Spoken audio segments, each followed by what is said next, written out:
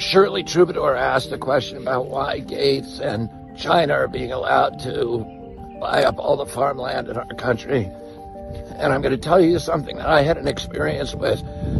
I spent many years, about 20 years, suing the factory farms, the big hog farms, and the big chicken producers like Tyson and Bo Pilgrim and Frank Perdue. But Smithfield Foods was the biggest pork producer. And Smithfield came to the state of North Carolina. They built a slaughterhouse that could process 30,000 pigs a day. And then they had a partner named Wendell Murphy, who was in the state Senate, and he passed 28 laws in the North Carolina State Senate making it illegal to sue a factory farm. He left and went into partnership with Smithfield, created a way to raise pigs, instead of raising them on farms, to raise them in warehouses called Murphy 1100s. And they dropped the price of pork from 60 cents a pound to 2 cents a pound.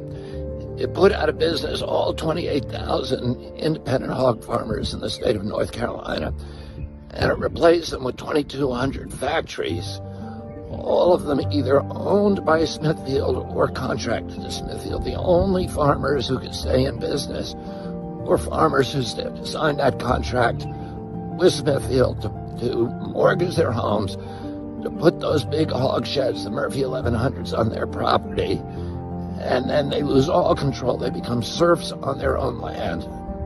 Smithfield dictates all their farming practices. It gives them the food, it delivers the piglets, picks up the grown animals and brings them to slaughter. They put out of business 28,000 farmers, and they control now 80% of the hog production in North Carolina. Because they dropped the price in North Carolina, Iowa had to adopt the same system, had to cave in to Smithfield.